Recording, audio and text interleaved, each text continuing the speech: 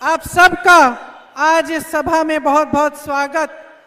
सबसे पहले मैं क्षमा चाहती हूँ क्योंकि मैं जानती हूँ कि आप कई घंटों से मेरा इंतज़ार कर रहे हैं, लेकिन हमारे हवाई जहाज़ को ग्वालियर में उतरने का परमिशन लेट मिला तो 1 घंटे की देरी हो गई और आज अभी मुझे जल्दी जल्दी बोलना पड़ेगा क्योंकि शायद 4:30 बजे तक ही यहाँ से उड़ने का परमिशन है।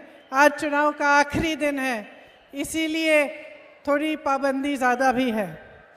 देखिए, सबसे पहले तो सभी माता बहनी, बड़े बुजुर्ग, युवा सभी जनन को नमस्कार, जय जोहार।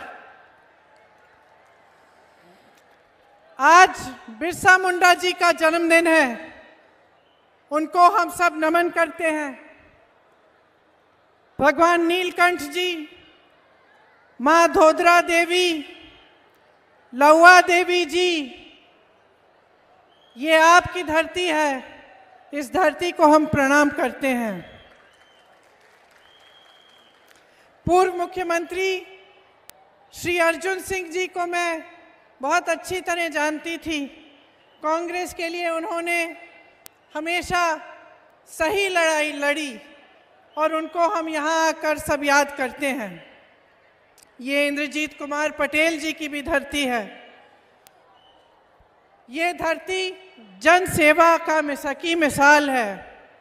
यहाँ जितने भी महापुरुष रहे, जितने नेता रहे, उन्होंने पूरे देश को ये दिखाया कि सेवा भाव क्या होता है और किस तरह कम से कम राजनीति का जो मकसद है, जितने भी राजनेता रहे यहाँ के, उन्होंने दिखाया कि राजनीति का मकसद सेवा है और जनता को ही सर्वोपरि रखना है। मेरे परिवार और आपके बीच एक पुराना रिश्ता है।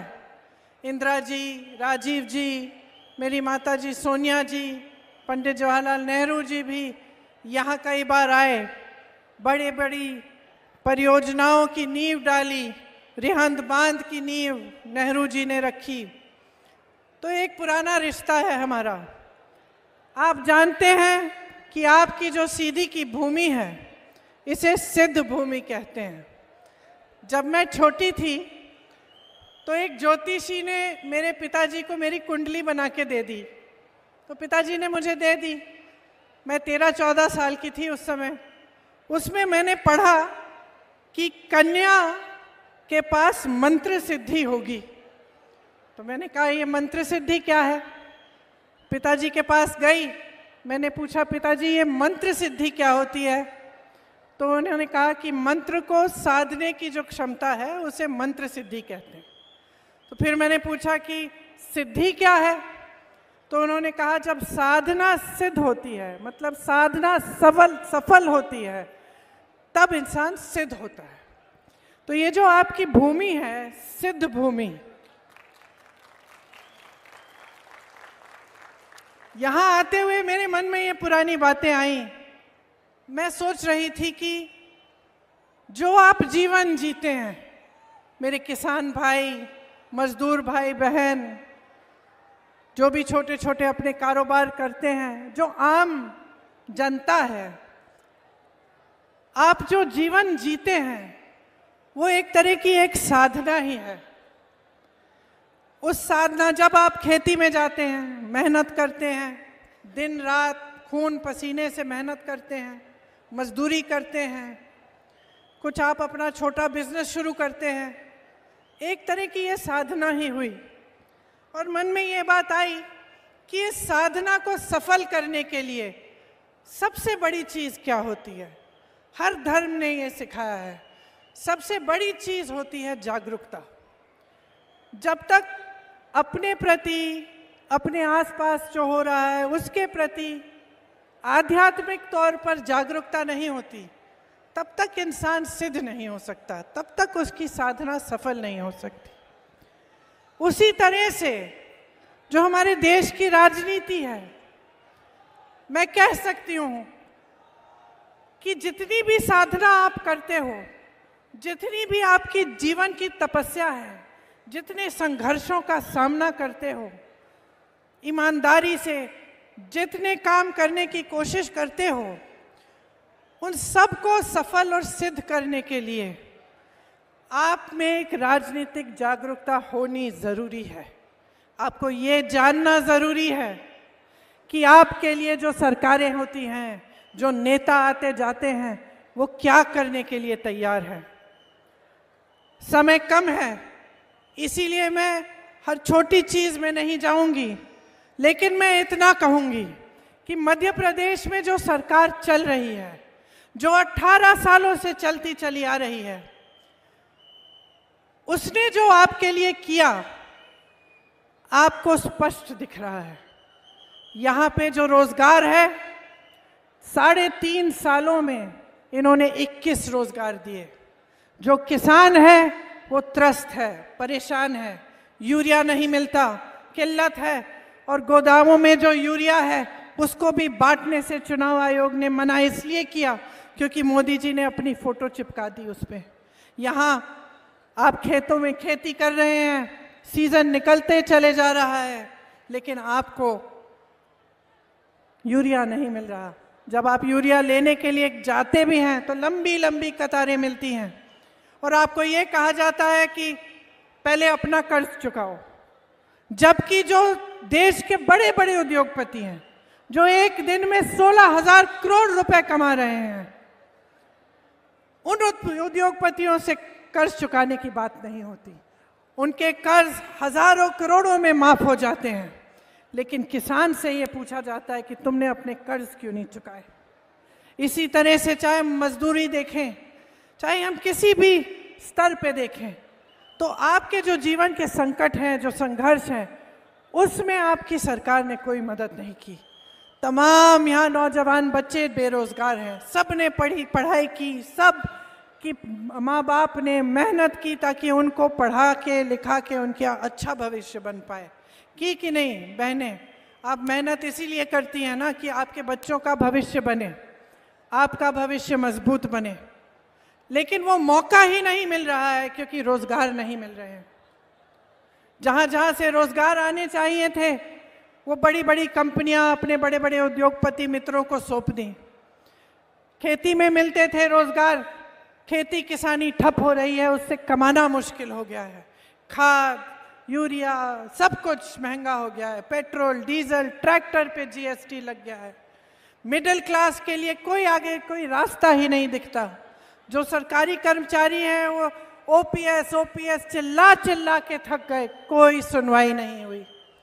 तो आप अपने प्रदेश में स्पष्ट देख रहे हैं कि 18 सालों के राज में आपको क्या मिला।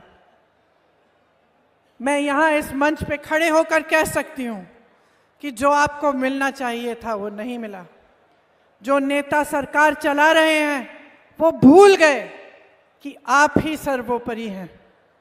उनकी एक ऐसी आदत पड़ गई कि धर्म की बात कर लेते हैं, चुनाव के समय जाति की बात कर लेते हैं, और उसके आधार पर आपका वोट मिल जाता है। काम के आधार पर वोट देना चाहिए। अगर ये सिद्ध भूमि है तो जागरूकता जरूरी है। जब आप अपना वोट डालने जाते हैं तो सोचिए आपके जीवन का अनुभव क्या है। कोई नेता मंच पे आके कुछ भी कह सकता है। आज मैं खड़ी हूं, मैं घोषणाएं कर रही हूं, मैं कह रही हूं कि कांग्रेस को समर्थन दो। कल अगर मैंने आपका विकास नहीं कराया, आपकी तरक्की नहीं कराई, मैं भी भूल गई कि कौन से वादे किए, तो मुझे भी सबक सिखाना आपका दायित्व है। अगर आप जागरूक बन जाएंगे तो जो भी नेता आपके सामने आएगा उसके मन में घबराहट होगी कि मैंने काम किया कि नहीं किया। वो घबराहट होनी बहुत जरूरी है बहनों और भाइयों, नहीं तो नेता भूल जाता है, अहंकार हो जाता है। 18 सालों से सरकार चलती चली जाती है और जनता को नकारा जाता है। अगर 18 सालों से सही नियत की सरकार होती तो आज आपका बच्चा नौकरी कर रहा होता, उसे रोजगार मिलता। आज का किसान खुश होता जैसे छत्तीसगढ़ में है। छत्तीसगढ़ में 2600 रुपए मिल रहा है धान का। मोदी जी आते हैं, कहते हैं उन्होंने दिलवाया। लेकिन अभी मैं वाराणसी से आ रही हूँ। वाराणसी में जो उनका क्षेत्र है वहाँ 1200 रुपये मिल रहे हैं। यहाँ क्या दाम है धान का, गेहूं का क्या दाम है? हम कह रहे हैं 2600 देंगे। हम एक आधार पर कह रहे हैं, इस आधार पर कह रहे हैं कि जहाँ जहाँ कांग्रेस की सरकार है आज वहाँ पे धान का सही दाम मिल रहा है, आज वहाँ पे स्वास्थ्य की सुविधाएं हैं। 25 लाख तक मुफ्त इलाज हो रहा है राजस्थान में। छत्तीसगढ़ का किसान खुशहाल है, जो पलायन करके चले गए थे वो वापस आ रहे हैं, खेती करना चाहते हैं क्योंकि खेती में रोजगार बढ़ रहा है। यहाँ 7000 से अधिक पाठशालाएं बंद हो चुकी हैं, वहाँ नई नई पाठशालाएं खुल रही हैं। हर जिले में इंग्लिश मीडियम की पाठशाला खुल चुकी है और महिलाओं को 50% उनमें आरक्षण मिल रहा है। तो आप खुद देखिए शिक्षा के लिए क्या किया, स्वास्थ्य की मध्य प्रदेश में क्या सुविधाएं हैं। छत्तीसगढ़ बगल में है, छत्तीसगढ़ में महिलाओं के लिए खास क्लिनिक बनाई है। मैं ऐसी महिलाओं से मिली हूँ जिन्हें गौठान में रोजगार दिलवा कर उनके 1 लाख से 6 लाख रुपए की आमदनी हो गई है। बड़ी बड़ी समस्याओं को ऐसी इस तरह से हल किया है ताकि जनता की सुविधा हो, आप सशक्त बने। एक असली सरकार जो आपके लिए अच्छा भला चाहती है वो आपके पैसे, आपकी संपत्ति लेकर बड़े बड़े उद्योगपतियों को नहीं देती, वो आपकी संपत्ति वापस आपके जेब में डालती है। ऐसी योजनाएं बनती हैं जैसे यहाँ कर्ज माफी की, कर्ज किसानों के कर्ज माफ करना शुरू किया था कांग्रेस की सरकार ने। दोबारा सरकार आएगी तो ये काम पूरा करेंगे। वो क्या है? वो ये बात है कि जो आप ही की संपत्ति है वो वापस आपको मिल रही है। इसी तरह से महिलाओं के लिए इन लोगों ने लाडली योजना निकाली। मैं पूछती हूँ ये योजना 2 महीने पहले क्यों आई? ये योजना 18 सालों से कहाँ थी? क्या 18 सालों से मेरी बहनें परेशान नहीं थी? क्या दिक्कतों का सामना नहीं कर रही थी? क्या संकट में नहीं थी कि चुनाव के 2 महीने पहले आप ये योजना निकाल रहे हैं? कांग्रेस पार्टी ये कह रही है कि आपको 1500 रुपये प्रतिमाह देगी। चुनाव के समय नहीं, जिस दिन सरकार बनेगी, जिस दिन पहली मंत्रिमंडल की मीटिंग होगी उस दिन से शुरू होगा ये काम। और अगर मेरी बातों पर यकीन नहीं है तो देख लीजिए कि कर्नाटका में क्या हुआ है। कर्नाटका में कांग्रेस की सरकार आई, मंत्रिमंडल की पहली बैठक में जितनी भी घोषणाएं की उनको पूरा करने का काम शुरू हो गया, वो तय हो गई और आज कर्नाटका में महिलाओं को ये पैसे मिल रहे हैं। महिलाओं के लिए बस की यात्रा मुफ्त है। यहाँ तो सरकारी बसें ही बंद हैं, यहाँ तो प्राइवेट बस में जाना पड़ता है। यहाँ इलाज करना पड़ता है बहनों तो प्राइवेट अस्पताल में जाना पड़ता है। किसके पास है इतने पैसे? कमाने का मौका तो मिल ही नहीं रहा है आपको। जहाँ से आप कमा सकते थे वो सारा ठप कर दिया। ये सरकार आपके लिए चली ही नहीं है। इस सरकार को ऐसे लोगों ने चलाया है जो आपसे खींचकर बड़े बड़े उद्योगपतियों को सींचने वाले लोग हैं। हर तरफ आपने घोटाले ही घोटाले देखे हैं। आपने परीक्षा दी भर्ती की, क्या हुआ? भर्ती की परीक्षा में भी घोटाले हुए। हम कह रहे हैं कि हमारी सरकार बनेगी तो आपको भर्ती की परीक्षाओं में 1 भी रुपया फीस नहीं देना पड़ेगा। ऐसी बहुत सारी हमारी घोषणाएं हैं जो मेरे जाने के बाद पटेल जी आपको सुनाएंगे पूरी तरह से। लेकिन देखिए, मोटी मोटी बात यह है कि लोकतंत्र में जिस आजादी के लिए आपके पूर्वज लड़े, मेरे पूर्वज लड़े, जिस धरती के लिए कि आज़ादी के लिए इतने महापुरुषों ने अपना जीवन दिया, उनका खून इस धरती में मिला है। उन्होंने इसलिए दिया कि आप आज़ाद बने। गांधी जी कहते थे कि जब तक ग्राम स्वराज नहीं आएगा, जब तक गांव में को सशक्त नहीं करेंगे, तब तक ये देश पूरी तरह से स्वतंत्र नहीं होगा।